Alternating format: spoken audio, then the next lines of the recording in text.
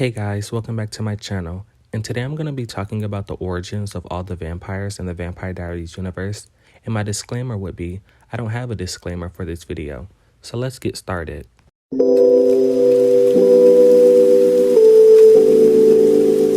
So like the title reads, I'm going to take us back before the beginning. Like most of you are probably thinking, the origin of vampires start with the originals, and you wouldn't be wrong for thinking that, but for me, I think the origin of vampires goes way back to the 1st century BC, over 2,000 years ago, starting with two witches, Catsia and Silas. Or more so a spell Catsia created that turned Silas into a true immortal, which I think shares a lot of similarities to the originals. And I think that comes from Esther using and modifying Catsia's original spell, which is why I made the comparison in the first place. But to get into the comparisons and how I think they influenced the originals, with the first example being the blood drinking. Like we've seen from Silas on some occasions, and vampires on all occasions, they both have a hunger and need for blood, otherwise they're going to desiccate. Now the second similarity between the two is the telepathy. When Silas was turned into a true immortal, he also gained the ability of telepathy whilst losing his connection to magic. And as we see with vampires, they also have the power of telepathy, but very limited, unlike Silas is. And that's pretty much about it for the similarities, but before I move on, tell me, am I reaching? I mean, I'm confident that I'm not, but who knows? Now onto the originals.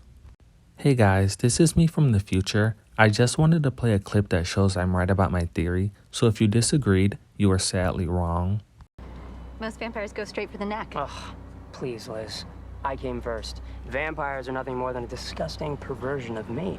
I'm unkillable, I'm immortal, and I'm psychic, and to function, I need human blood.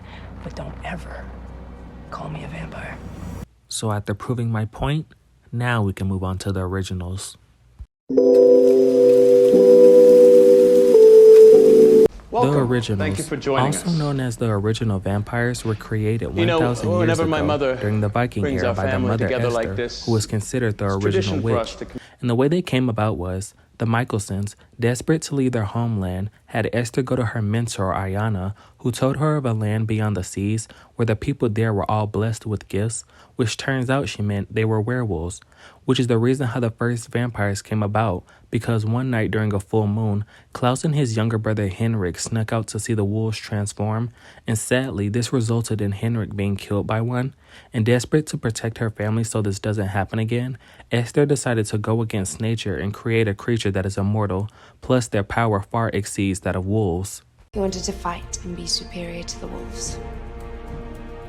Where they could bite, we had to bite harder. Where they had speed, we had to be faster. Agility, strength, senses. And that she did, because one night after completing her spell, she laced their wine with blood and fed it to them, then had her husband put his dagger through their heart, thus killing them. They then woke up in transition as vampires, and not long after, completed the transition. Now going into them as originals, the experience was said to be euphoric and the power was indescribable. Now they do have the typical powers of vampires across all media, the super strength, speed, heightened senses, healing factor, agility plus durability, and compulsion, plus an added ability of limited telepathy, like I mentioned earlier, that allows them to enter other people's mind, control dreams, and create illusions. But that's just about it.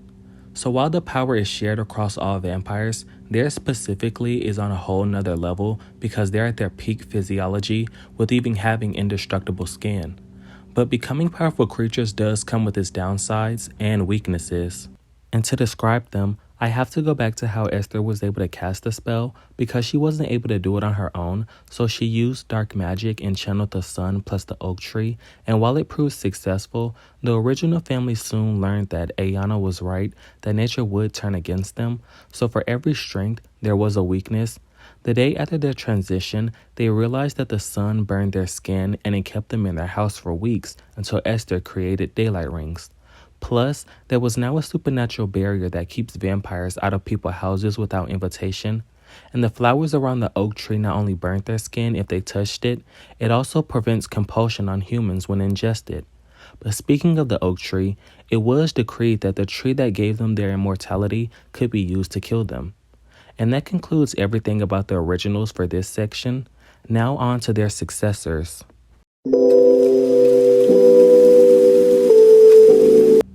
Now we're on to vampires and how they came about, which would lead us to the 10th century following the character Lucien Castle, who was a servant for the Martells and through some unfortunate events came across the Michelsons, and he offered his help to them in exchange for his survival, which they accepted. So he helped integrate them in the castle's traditions, and over time, you can say Lucien and Klaus got close and trusted each other somewhat, because Lucien asked Klaus to help pursue his crush on Tristan's sister Aurora, but unfortunately for him, Klaus and Aurora already started a secret affair, which he does end up finding out about, and which he also gets blamed for the affair, which Tristan didn't like, so Lucien ended up being tortured. Now Klaus does comfort him afterwards, but feeling betrayed, he stabbed Klaus with the dagger, which Klaus then turned on him, slashing his hands and causing their blood to mix. And to Klaus and Lucien's surprise, Lucien's wound healed immediately, so believing he's a vampire, he tries to challenge Tristan, but was stabbed and killed by a guard. He then woke up in transition as a vampire, then fed on a woman in a chapel, thus completing the process. And that's how the first vampire came about. Now on to them as a species. You can think of them as watered down originals because that's essentially what they are. Now I'm not going to go over their powers because like I previously stated before, they're basically the same, and it was hard enough saying it the first time. But what I am going to talk about is how their powers differ from their originals, starting with their age. Unlike the originals who are already at their peak physique, vampires with time actually gets more powerful. Take the character Catherine, for example. She's a 500-year-old vampire, and as we've seen throughout the show, she's been able to easily wipe the floor with vampires who she trumps with age. Also, seeing as this is the lore of the show across all 3 seasons, it's supposed to be consistent, but since many characters have plot armor, it's ironically enough not. So if you're planning on or have watched the show, don't bet on that always being the case when it comes to age plus strength, because we all remember when Elena, a new vampire, killed Cole, who was an original. However, moving on to vampires' immortality and compulsion, these are the last 2 abilities that do differ a little from the originals, because while there is only one weapon that can kill an original, there's actually a plethora of things that can kill a regular vampire, like ordinary wood, beheading them, removing their daylight ring in the sun, etc. And finally, compulsion. Basically it's the same, they just can't compel other vampires like the originals, and that's about it. Moving on to the next variant.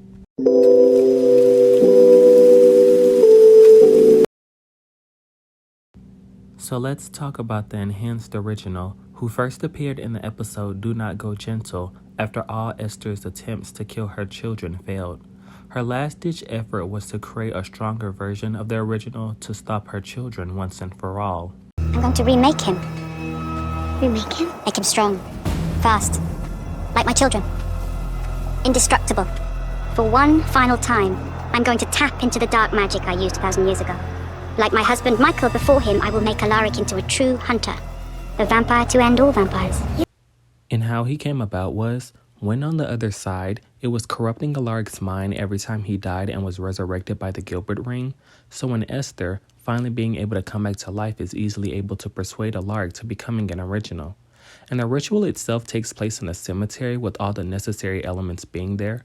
Mainly Elena, the doppelganger, who was a big part of the spell, because while the enhanced original is just similar to the originals, just stronger, one big difference is that Esther, instead of linking Alaric's life to the oak tree, making him harder to kill, she linked his life to Elena, making sure that all the immortal vampires will truly be gone once the mission is complete.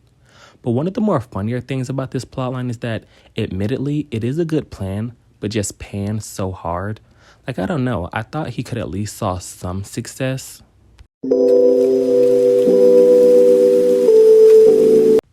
And we're finally at the last version of a vampire in the Vampire Diaries series, the upgraded original. We first get a hint of the vampire from a prophecy that entailed the end of the Michelsons, and we finally see the beast in the episode Behind the Horizon. And in that episode, we see how the original was created by reverse engineering and modifying Esther's original spell on the hollow ground where Esther created the first originals, plus combining a piece of the white oak, Freya's blood, and a curated strand of werewolf venom from each of the 7 original werewolf bloodlines. Now, like I did with the Lark, I'm going to focus on how the Beast is different from the originals because again, I've already went over the base powers of the originals and it will be time consuming trying to do it again, and we've been here long enough. So the difference. The biggest and main difference is the venom that was ingrained within the bite of the Beast. They possess a bite that is deadly enough to kill an original and non-original vampire. And like I previously stated, this is possible by combining the 7 original werewolf venom. But while this is canon in the lore, to me, it never made any sense because it was always stated that the only weapon that could kill an original is the white oak. Now, werewolf venom can disorientate an original, but it can never kill. Another pretty impressive difference is that the Beast, like the originals, can compel people and vampires, but can also compel originals with the help of a witch, which was also never seen before. And finally, the magic immunity. I technically count this as one, but it's okay if you don't because it doesn't exist anymore. But basically, when Lucian first turned into the upgraded original, he had an immunity to magic because the ancestral witches of New Orleans.